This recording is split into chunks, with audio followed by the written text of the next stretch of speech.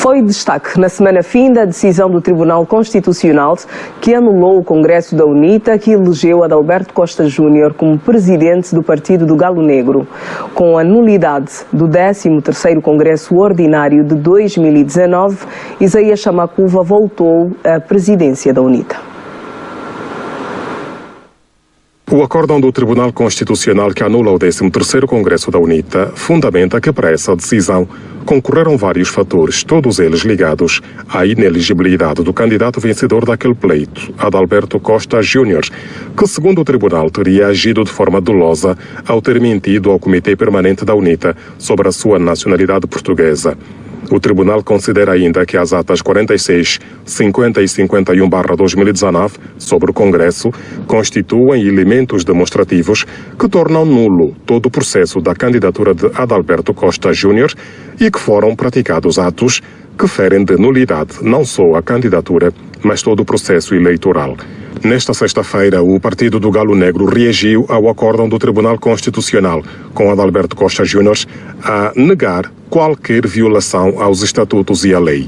O partido fundado por Janai Savimbi acata a decisão do Tribunal Constitucional e devolve a presidência a Isaías Samakuva, eleito no Congresso de 2015. Assume nesta data, 8 de outubro de 2021, a presidência da União Nacional para a Independência Total de Angola, o senhor Dr. Isaías Henrique Ngola Samakuva, até a eleição do novo presidente do partido em sede do 13º Congresso Ordinário. Samakuva vai reunir a Comissão Permanente do partido na segunda quinzena deste mês para preparar a convocação de um novo Congresso. Doutor Deputado Alexandre Sebastião, boa noite. Bem-vindo à Revista Espectadores. Começo por si para colocar-lhe a seguinte questão. Que leitura é que pode ser feita a este acórdão do Tribunal Constitucional? Bom, são diferentes momentos que nós podemos analisar esse acordo em razão dos factos ocorridos.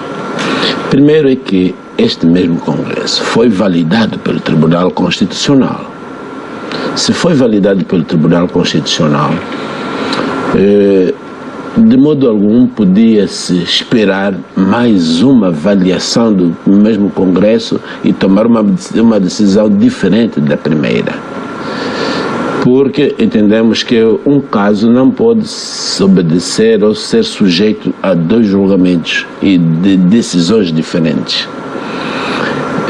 Um outro aspecto que nós devemos ter em conta é a mistura que houve entre o Congresso no seu todo e o ato de eleição do presidente da UNITA. Porque um Congresso é um conjunto de atos que são praticados para concluir, portanto, tudo o que é previsto para a realização deste conclave. Se o Congresso não violou a lei ao longo da realização desses atos consecutivos, se o Congresso verificou todos os pressupostos gizados pela Comissão, pelos estatutos, e estes em conformidade com a lei e com a Constituição, se o Congresso cometeu um erro, uma ilegalidade de ter aprovado num dos atos do Congresso a eleição do presidente, penso que a nulidade do Congresso foi muito dura. Apesar dura lex sed lex, mas a lei deve ser justa, porque a eleição do presidente da UNITA na altura não é o acto único praticado por este Congresso. O Congresso teve outros atos.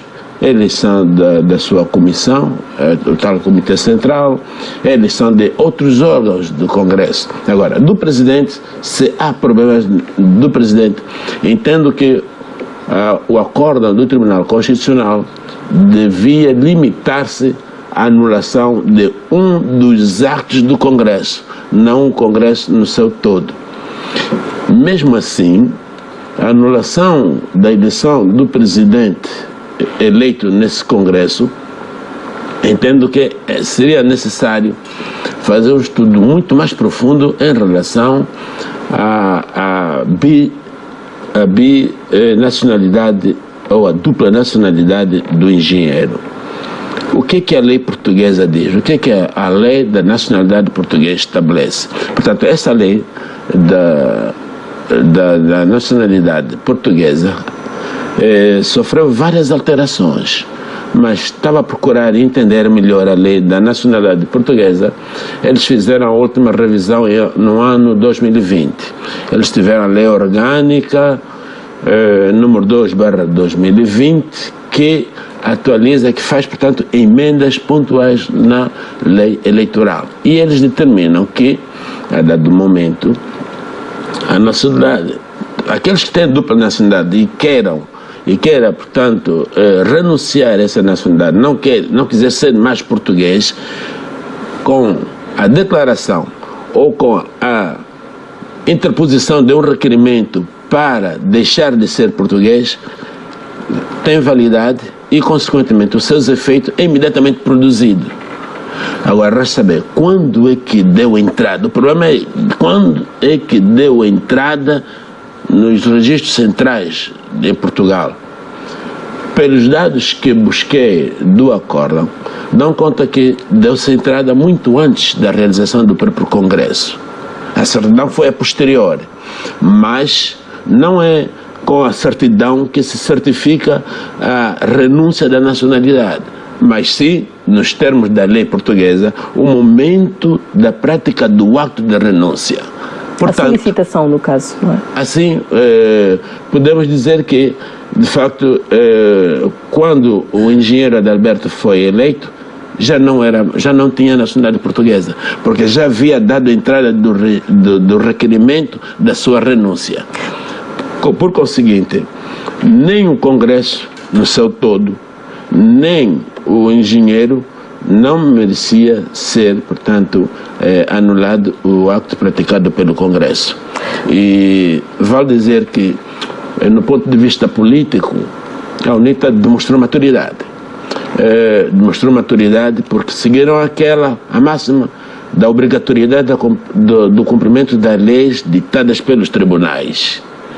A UNITA reagiu, disse que iria acatar a decisão do Tribunal Constitucional, iria partir para um outro Congresso. Está correto.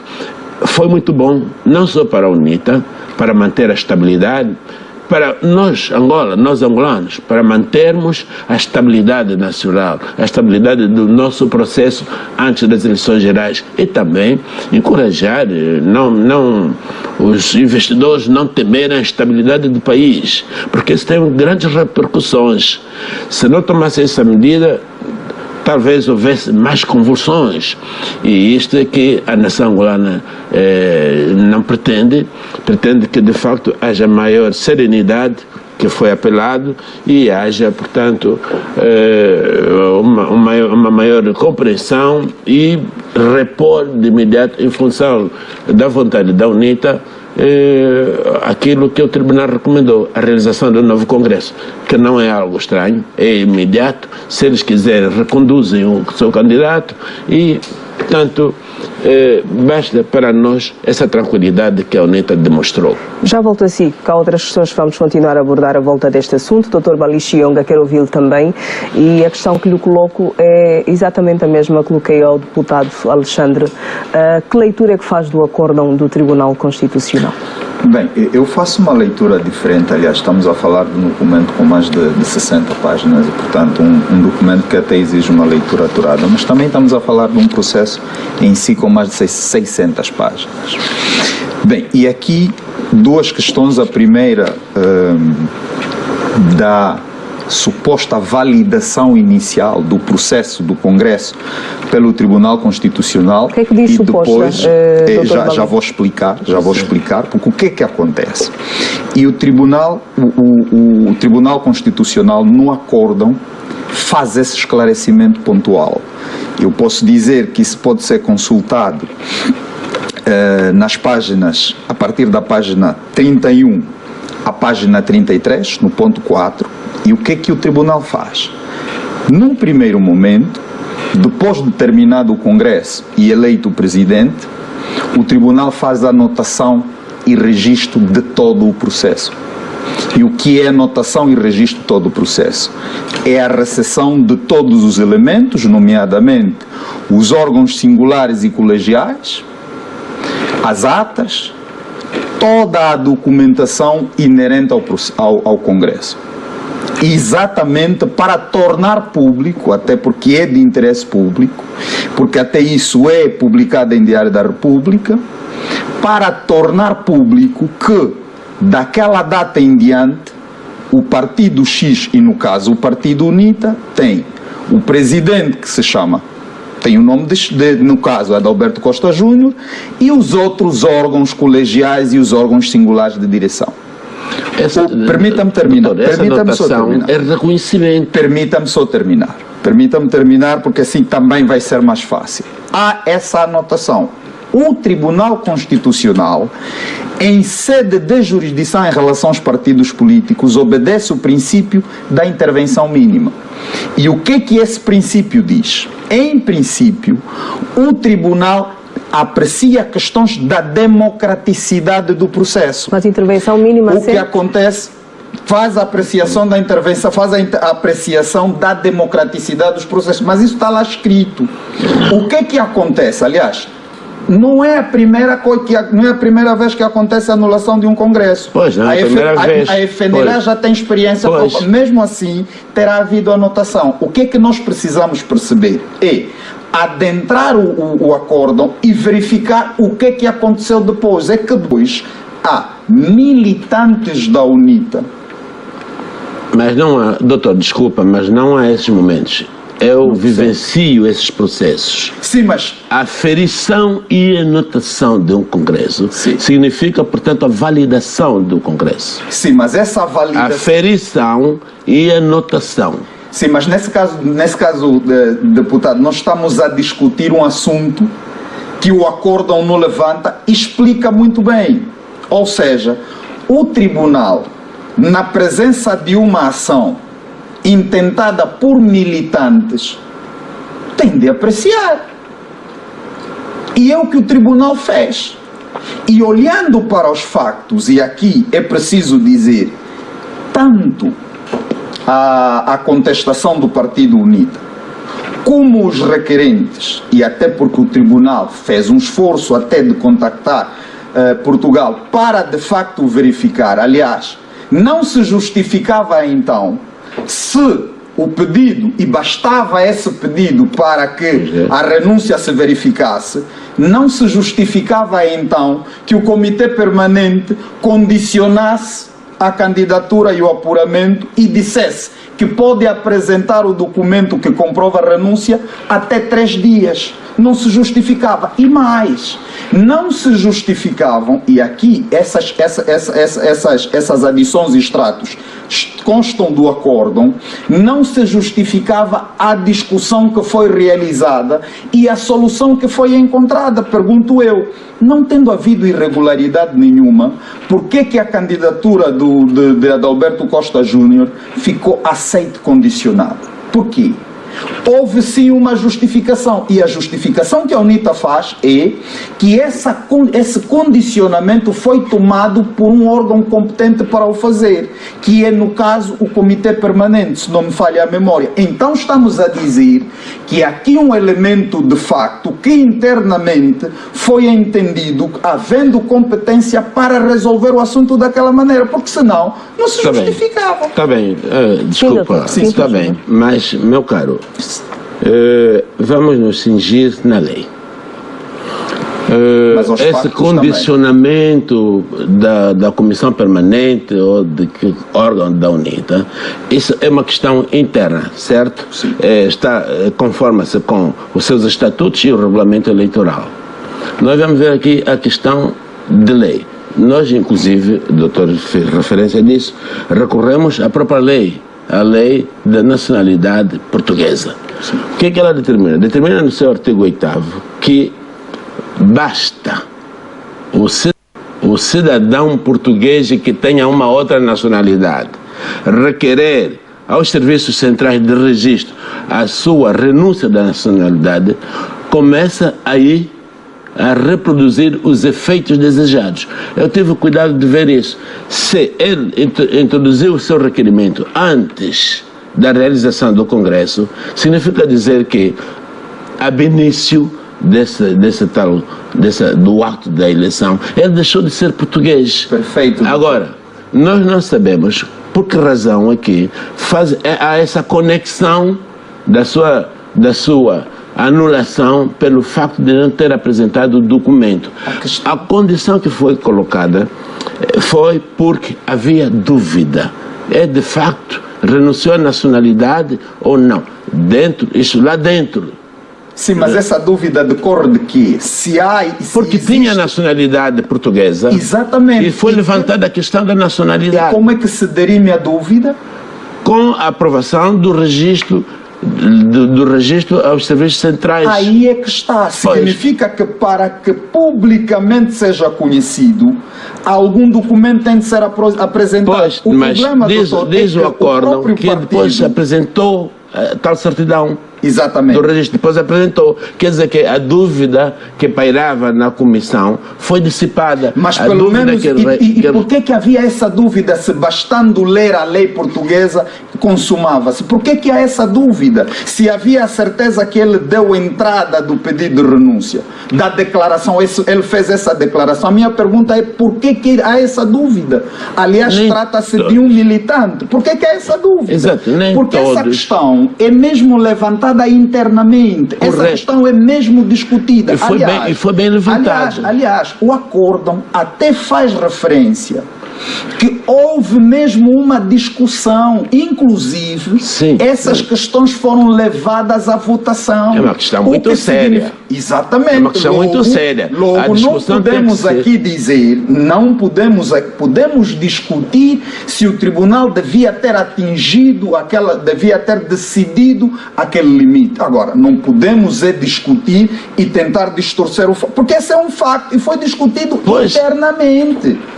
Correto. Está a ver onde está o problema, e temos de ter em conta, essa discussão interna foi uma discussão válida e de alta responsabilidade, porque estava em causa a liderança de um partido forte que pode, portanto, tem essa tendência presidenciável e não podia estar com um presidente com duas nacionalidades. Por isso é que internamente levantou-se essa questão. Sim, mas doutor, foi então debatida essa questão. O doutor está a dizer, e o tribunal levanta de facto isso, que é o princípio da igualdade.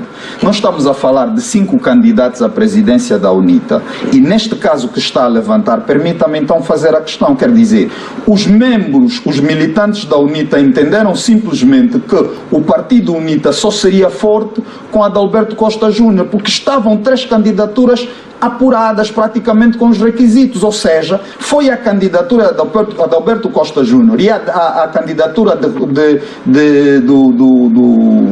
outros, né? Dos outros três. De Raul Danda, que a terra lhe seja leve, que tinham condicionantes. Raul Danda por causa da questão da interrupção da militância, okay? E a de Alberto Costa Júnior exatamente por causa da questão, e aqui o doutor está a dizer que estava em causa a presidência de um partido forte com a UNITA, o que significa dizer então, e pior, se for o caso, nós estamos a falar de um partido que marginaliza outros e condiciona, favorece um, compreendendo que é mais forte o partido com ele. Não, os militantes e os concorrentes têm que ser tratados com igualdade. Ora, não é este ponto mas esse é o entendimento que está a trazer. Não é esta... Porque o que se fez com a de Alberto Costa Júnior é dizer assim, como há um elemento que falta, vamos aguardar até que seja preenchido. Mas este é o facto. Dr. Balixionga, existindo vícios, como foi alegado pelo acórdão do Tribunal Constitucional, os vícios eram do candidato e não do Congresso. Por que não sancionar, por assim dizer, o candidato e resolveu-se anular o 13º Congresso? A questão dos vícios e o Tribunal faz também uma incursão nisso. Aliás, é preciso dizer é preciso dizer, eu não sou constitucionalista, portanto tive o trabalho de ler alguns artigos, tive trabalho de ouvir constitucionalistas e, do ponto de vista da produção técnica, nós estamos, e não sou eu quem digo, nós estamos na presença de um acordo de facto bem elaborado. Agora, naturalmente, as decisões do tribunal têm sempre algum nível de contestação. Tem sempre. Aliás, por isso é que existe recurso sobre as decisões. Portanto, o Partido UNITA, não se conformando, pode recorrer. Não fazendo o recurso é porque entende, de um lado, aceita, abraça e avança, ou compreende que o recurso será um atraso, uma medida delatória e, portanto, é melhor tomar outra decisão. E mais, nós estamos numa situação em que, e quem diz isso sou eu com toda a assunção, se fosse uma questão de invalidação da candidatura de Adalberto Costa Júnior, teríamos então aqui um problema que é como é que se resolveria a presidência da UNITA. Mas nós estamos a falar de vícios logo no princípio da eleição. Então, o tribunal, e essa é uma discussão que os constitucionalistas também tiveram, o tribunal na verdade decidiu pela ineficácia do Congresso e, consequentemente, todos os atos praticados. Deixa-me só terminar. Foi para além daquilo que os requerentes pediram. Sim, mas isso não significa... Essa é uma discussão. A anulação total do Congresso, não, aí eu acho que... Essa é uma... Vamos olhar para os resultados práticos. Vamos foi olhar por excesso que se tomou essa medida. E eu respeito esse posicionamento. Foi por excesso. Respeito esse posicionamento, mas eu não deixo de abraçar o posicionamento do tribunal. E vou já lhe dizer... O tribunal decidiu, mas... É porque a UNITA, neste momento, e Adalberto Costa Júnior, nesse momento, pode livremente candidatar-se e a situação, se a UNITA assim entender, pode voltar ao normal. O que, se tivesse que afetar só Adalberto Costa Júnior, eu não conheço os meandros, não domino o Partido UNITA por completo, mas eu calculo aqui que tipo de engenharia que devia ser feita. A questão também é, doutor, é que nós também precisamos ter precaução. Aliás, em sede de revista Zimbo, nós também precisamos fazer pedagogia. Nós precisamos dizer às pessoas e os jovens que crescem nesse país, porque essa questão podia ter sido evitada. É verdade. Aliás, há mais uma questão interna que era bom levantar, porque essas coisas podem ser feitas com antecedência. Não, evitada por quem? Há coisas que do ponto de vista político até podem ter algum respaldo, mas do ponto de vista ético podem não ter. Então, os políticos têm também a responsabilidade de ensinar-nos, até certo ponto, a retidão e a ética. Porque não pode valer tudo, doutor. E a questão, não faz sentido para o Partido UNITA, e eu já disse aqui no encontro passado, Adalberto Costa Júnior e outros candidatos são políticos respeitados. E, portanto, também não creio que havia tanta necessidade de levar o elemento até aí. Mas isso sou eu quem diz, para dizer que nós, quando vemos os políticos a tomarem determinadas práticas e determinados atos, nós aprendemos. Doutor Alexandre, quero ouvi-lo também.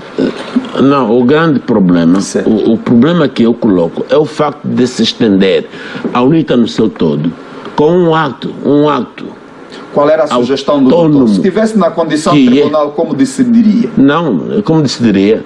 Não seria a anulação do Congresso. Sim, mas o que é que faria? E quais seriam as consequências? Fazemos a comparação com o direito ou com a lei portuguesa, ver até onde, a partir de que momento é que se valida o pedido de renúncia. Pediu renúncia ou não? Pediu. Está claro que a renúncia, o pedido de renúncia foi entregue aos registros centrais. O que a lei determina para o início da eficácia deste pedido? Diz a lei, a eficácia do pedido da renúncia da nacionalidade é a partir do momento da prática do ato do pedido ou de factos Está assim na lei portuguesa. Então, remeteu-se o requerimento antes de ser eleito. Muito bem. Isso, acho, eu não sou na UNITA, nem estou aqui a defender a UNITA. Acho que tranquilizou o órgão competente da UNITA, porque fez fé daquilo que o seu candidato se referenciou, que deu entrada, e a lei determina que a sua eficácia é a partir do registro do pedido de não querer mais ser português. É o que aconteceu. O que é que o tribunal iria fazer?